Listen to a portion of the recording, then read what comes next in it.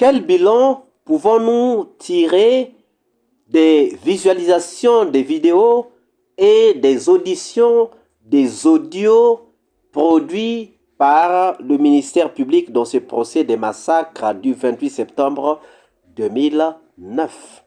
Dans cette vidéo, nous vous faisons le point suivant.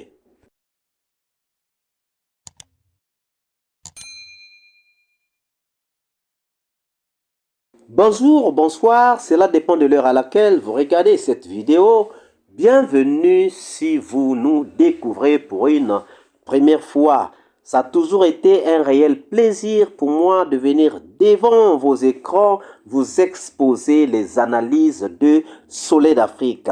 Nous sommes toujours dans le procès des massacres du 28 septembre 2009 avec cette partie, cette phase donc de présentation des preuves où nous avons les éléments des preuves qui sont exposés en audio comme en vidéo pour nous permettre de rentrer dans le bain du sujet afin que nous puissions être certains de la culpabilité ou encore de l'innocence de ceux qui ont été accusés dans ce procès des massacres du 28 septembre 2009.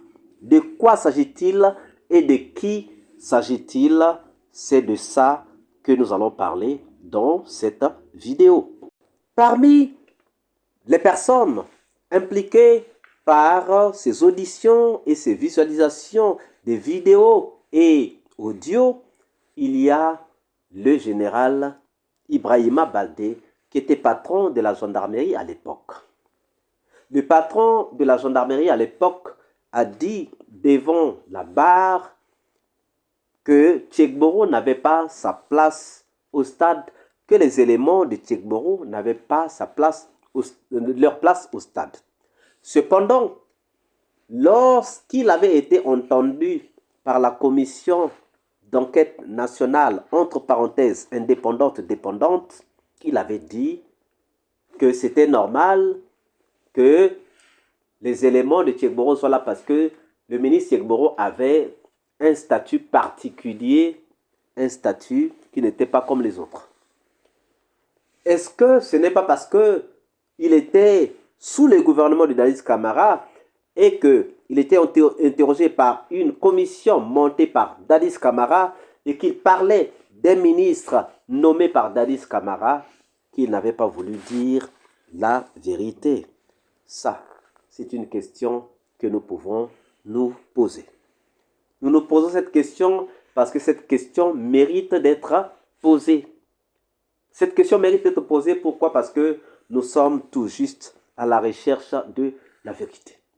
Donc déjà, ce qu'il avait dit devant la commission et ce qu'il avait dit à la barre, les deux sont contradictoires. Donc, le général Ibrahima Baldé a deux versions différentes. Une version devant la commission qui soutient Tchegboro, une version devant le tribunal dans laquelle il dit que Tchegboro n'avait pas sa place au stade et que ces éléments n'avaient pas leur place au stade. Ça, c'est au niveau de Tchegboro. La deuxième personne qui mérite d'être interpellée ou qui mérite d'attirer notre attention, c'est le général Oumar Sano, qui était le chef d'état-major général des armées à l'époque des faits. Il nous a dit beaucoup de choses devant la barre, mais lorsque nous écoutons les audios, nous nous rendons compte que ce qu'il avait dit devant la barre est contraire à ce qu'il avait dit dans ces audios que nous venons d'entendre. Ça veut dire quoi? Ça veut dire que le général Oumar Sano a deux versions. Une version devant la commission d'enquête nationale indépendante entre parenthèses ou encore dépendante entre parenthèses, et une autre version devant la barre, devant le tribunal. Quelle version faudra-t-il prendre?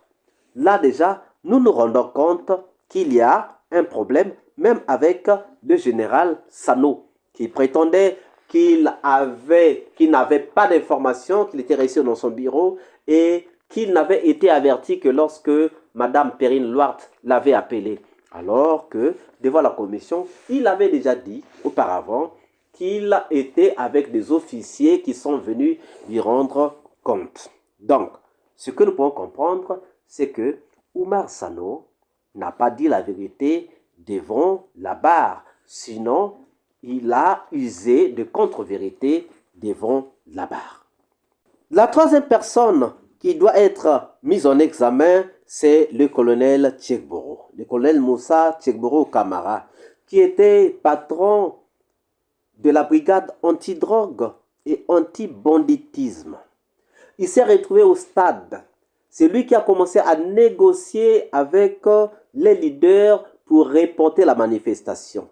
Alors, avec quel pouvoir, avec quel décret, par rapport à quoi, avec quel type d'autorité qu'il pouvait donc faire reporter la manifestation?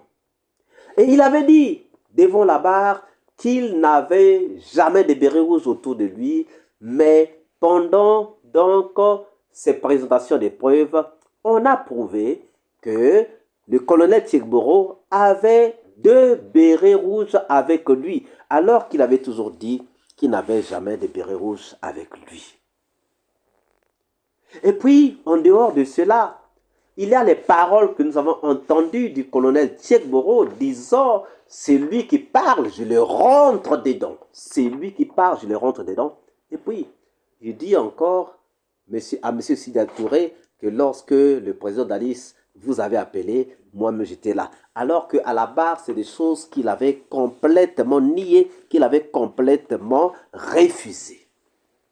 Donc, le colonel Tchekboro aussi est sur la ligne de mire. Il s'est aussi s'agit du commandant Toumba qui, étant passé sur RFI, avait donné certains propos qui laissent quand même à désirer. Nous ne rentrons pas dans les détails. Mais ce qui est vrai, c'est que les propos qu'il avait tenus sur RFI risqueraient de porter préjudice à sa vie, même si, à un certain moment, il peut être dédouané par ce qui a été dit à la barre. Parce que, à la barre, il a été démontré par Mamadi Soumaoro que tous ceux qui ont commis les massacres venaient de Kalea. Donc, s'ils venaient de Kalea, ça veut dire que les Toumba n'ont commis rien, même si on pourrait lui imputer le tort d'être arrivé au stade, et même si certains leaders peuvent dire qu'il était à la tête donc des bérets rouges qui étaient arrivés au stade. Ce que nous avons entendu à la barre est contraire à ce que disent les gens, et ce qui était entendu à la barre ne met en péril Toumba. Et puis il s'est agi de Dadis Camara, le chef de la junte sous laquelle les atrocités du 28 septembre 2009 ont été commises. On lui reproche de tout. Le fait d'avoir vu Toumba, on s'est dit, Toumba, on ne peut pas le dissocier à Dadis. Si Toumba était là, ça veut dire que c'est Dadis qui était là. Est-ce que c'est réellement Dadis qui était là? Le fait aussi, pour Dadis, d'avoir tenu des réunions, d'avoir tenu des interviews dans lesquelles il fustigeait les leaders politiques au lieu de reconnaître le tort de l'armée, ça peut aussi porter préjudice à Dadis Camara. Tellement trop de choses. Même les leaders ont été accusés. Donc personne n'est laissé à l'abri. Même Alpha Condé, qui n'était pas à Conakry le jour des massacres, est mis dans le sac par Dadis Camara, qui pense que Alpha Condé s'était échappé pour laisser les autres leaders dans le pétrin, afin que lorsque ceux-ci allaient être donc interpellés, Alpha Condé, qui n'était pas là, allait être libre et s'est présenté aux élections pour gagner les élections tranquillement. Donc, Dadis Camara dit que Alpha Condé avait monté un complot. Chers amis, tout ça, lorsqu'on regarde à gauche, à droite, devant, derrière, nous nous rendons compte qu'il y a réellement un grand problème. Un grand problème pourquoi? Parce que rien n'est sûr. De tout ce que nous avons entendu, rien n'est sûr. C'est aujourd'hui que la vérité est en train de se faire dessiner ou encore d'être dessinée. Dessinée, pourquoi? Parce qu'il y a des gens de bonne volonté qui ont décidé de venir. Les gens tels que les Joly, les gens tels que les Mamadi Soumaoro, recrues de Kaléa, qui a bien compris ce qui s'était passé et qui est venu dire à la barre ce qui s'était réellement passé. Chers amis, dans ce procès, personne n'est encore à l'abri, on peut le dire, comme l'avait dit Maître Sa. Personne n'est encore à l'abri. Je sais qu'il y a des gens qui sont à l'abri, mais personne n'est encore à l'abri, parce que les coups sont encore farouches. Alors, que pensez-vous du bilan que nous vous avons dressé sur les auditions des audios et la visualisation des vidéos? Nous attendons vos réponses dans les commentaires. Si cette vidéo vous a plu, ne manquez pas de laisser vos pouces bleus, de commenter, de partager. Si vous n'êtes pas encore abonné, c'est le moment de vous abonner. Surtout, ne pas manquer d'activer la cloche de notification afin d'être averti à temps réel de toutes nos prochaines publications. Quant à moi, je vous dis à très bientôt pour une nouvelle capsule. Ciao!